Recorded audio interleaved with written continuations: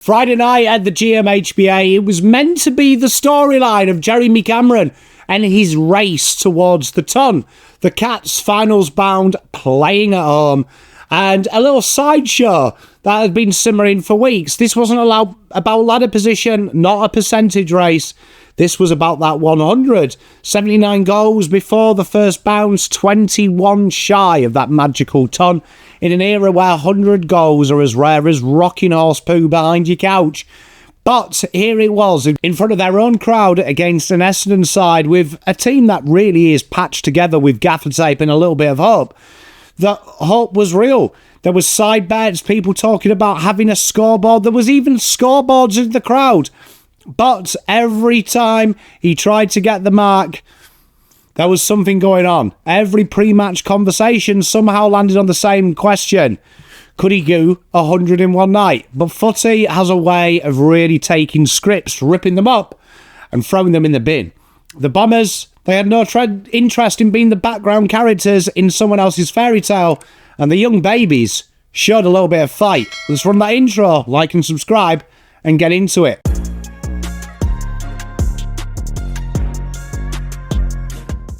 Well, as the game started, it didn't really feel like upset brewing. Geelong looked more settled, their ball movement was sharper, their structure was sounder.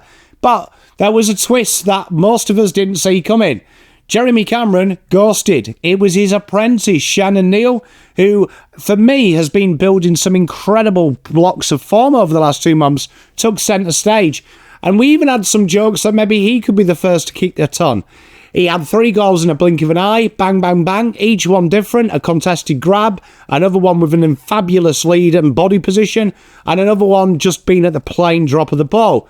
Essendon's defensive structure was stretched, and although the heat was on Jeremy Cameron, Neale was thriving on the freedom. And it wasn't just about scoring either. His forward craft really set up the others. It was an underrated part of his game. The deft tap over the top, hitting a runner, and that nice little cute little snap cross goal to set up a goal. Cats fans were purring.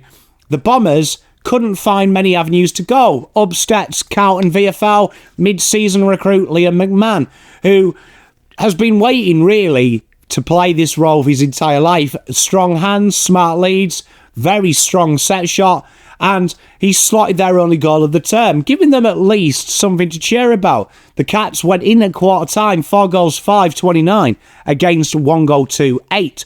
The scoreboard was control, but it was all about Neale and when will Cameron come alive.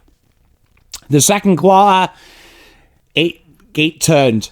Jeremy Cameron finally found how to play goal, found a little bit of space. He got 2 goals in a blink of an eye himself, both from classic Jeremy Cameron, deep pocket leads up to high half forward. He times them runs perfect, arms out in front, and teammates hit him lace out.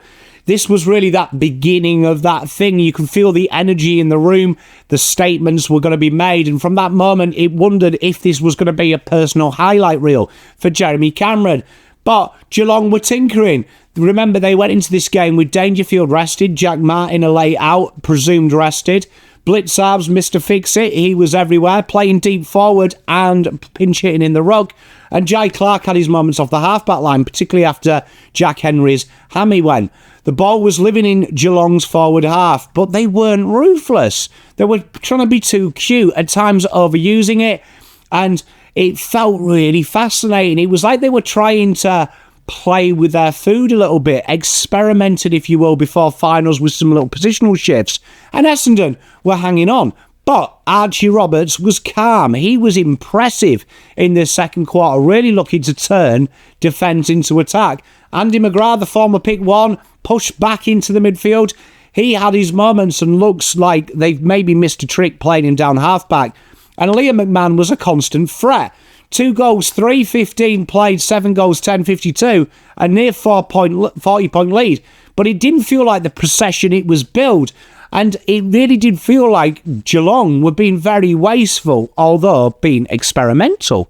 In the third quarter, though, Essendon looked at the script and laughed. For 15 minutes, Essendon were just the better side. They were dominant in the sense of effort, in the sense of structure and desire. They even looked a little bit more cleaner and more composed. Avenues to goal started to open up.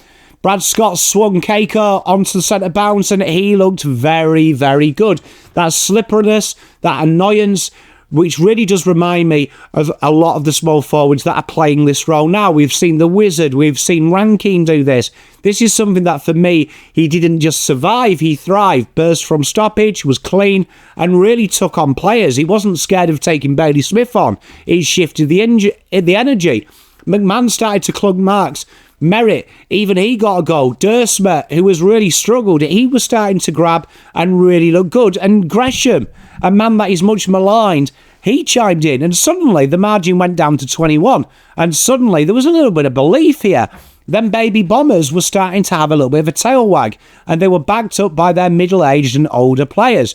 Geelong's backline, that is often so imperious, O'Sullivan intercepts, they started to look rattled. The Cats were second to the ball.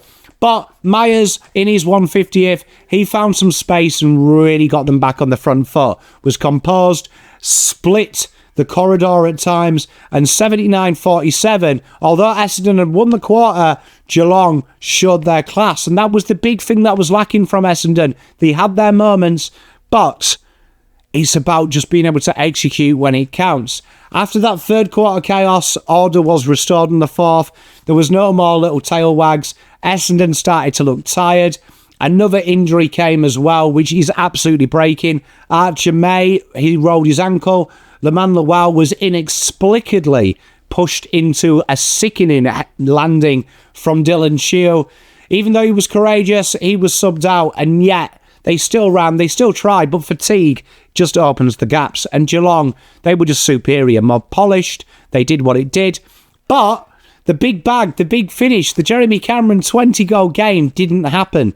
The Cats, he had his little GPS off. He could have had more, but he did miss and rush that 4 goals, 5 behinds. Probably not the result he wanted. It wasn't the coronation we expected. And Neale, he went quiet. But big shout to Shane Manor, the Werribee VFL boy. He was dominant in this fourth quarter and third term. He was really strong, and he continues to impress. And Bailey Smith and Max Holmes playing a little bit more behind the ball. They really did allow the drive to continue. These were good little lessons for finals, being able to have the points of difference and things like that. And shout out to O'Sullivan, who took an absolute screamer. But it wasn't all about how Geelong played. Kako's midfield time showed hope. Archie Roberts is an absolute shining light and will be in the conversations. It's him or Dan Curtin for me for the Rising Star. And Liam McMahon taking the opportunities, putting his name in the big lights. By the end of the game, though, 109-65, the Cats banked the 4 points. They're pushing that percentage up to the 140 mark, but the 100 goals still works on. Let's look at what we took out of this game. The Geelong's forward mix is very unpredictable. Seeing Blitzarbs deep at times, Neale being the focal point, Manor being that conduit, and Cameron working in them spaces between them leading patterns and being a real menace. It unsettled Essendon and it'll unsettle a lot of teams. It really caused some adjustments. Essendon, on the other hand, they showed some little things. I like Kako in that centre bounce. His little low to the ground style, the fact he's accelerating, looking to turn it on, really did impress me, and it allowed Merritt to play that kind of Dawson role to be on the receiving end of it. It was really enjoyable to watch. Watching De Koning and Sullivan down the back for Geelong is a real delight. They've got some intercepts, and he's probably not heralded enough just how strong that back line is. I will say this, though. I did enjoy the Guelphy job on Tom Stewart. This is something that I'll watch in finals. If you can get that ball down on ground, Cats do look vulnerable when it's at the deck. That is definitely something that Geelong have to watch out for, because teams won't be scared to do it, and we have seen it a few times this year. Let's talk about Jeremy Cameron. All of it was talking about him going for it. He sits just around 20 away from it. It adds a bit of final drama, obviously, to the next couple of weeks, and everyone's going to be talking about it, and there is opportunities to go. But this should be about how well Neale played. I thought he opened the game up in the first quarter, and it now makes it harder. You can't triple team Cameron. You've got it. Essendon's kids are alright. Roberts and Kako, real shining lights. Angus Clark even had his moments. Liam McMahon, though, is a real one. That is going to be something that is really impressive for me. The fact that they've got a focal point in an attack. And he's definitely above 2 metre Peter for me. Brad Scott himself said it's a real coaching challenge at the minute. There's so many scars. And he's going to have to battle hard in this group. It's going to be funny how it goes because I think this will pay Essendon back. They've got a good look at their list. Let's look. Bailey Smith, his driving class was fantastic all game. Shannon Neale, he opened the game up. And Liam McMahon, against one of the best league defences, really showing how awkward and painful he can be if you don't pay him the respect. Mano was impressive as well. His ability to really link up is strong.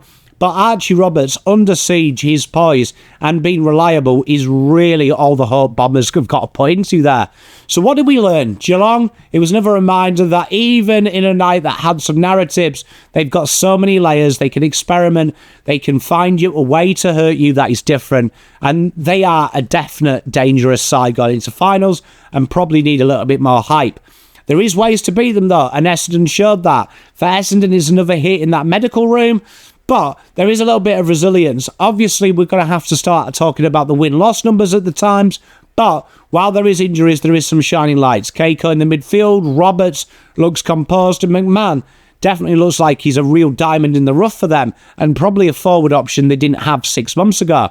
And for the rest of us, well, are we going to see this 100-goal thing? I am overhearing about it, to be honest. But hopefully he does it. That would be good. Make sure you like and subscribe. Thank you very much for watching. Good luck to both sides for the rest of the year. Essendon and Geelong. It was a really good game to watch. I really enjoyed it. Make sure you stay tuned. Bomber Banter. I'll be there on Monday with the Twigs Awards. Looking forward to that. Make sure you like and subscribe on this channel as well. We're trying to hit that 10k mark. If we can hit 9k before the draft, we might just do it. Thank you very much. See you soon. Pom out.